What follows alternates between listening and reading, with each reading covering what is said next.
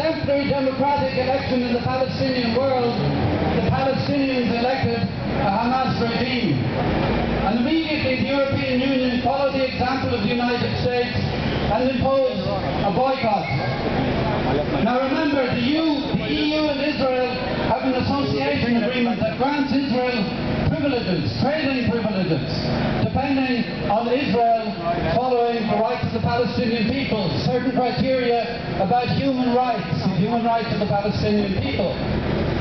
This particular promise of Israel to observe human rights has obviously been broken, and in the year 2002 alone, the European Parliament twice called for the suspension of this agreement, twice called for the suspension of Israel's trading privileges because of the crimes Israel was committing against the Palestinian people.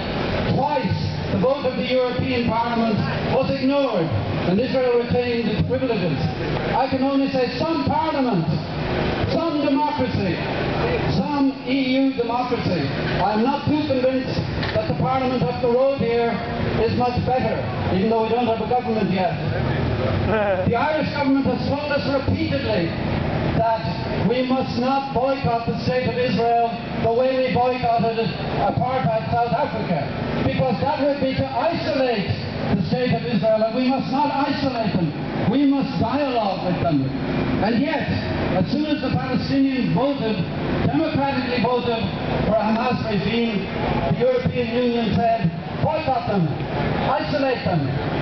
This means boycotting the victim and engaging in dialogue with the victimiser, dialoguing with the rapist and boycotting the rapist victim.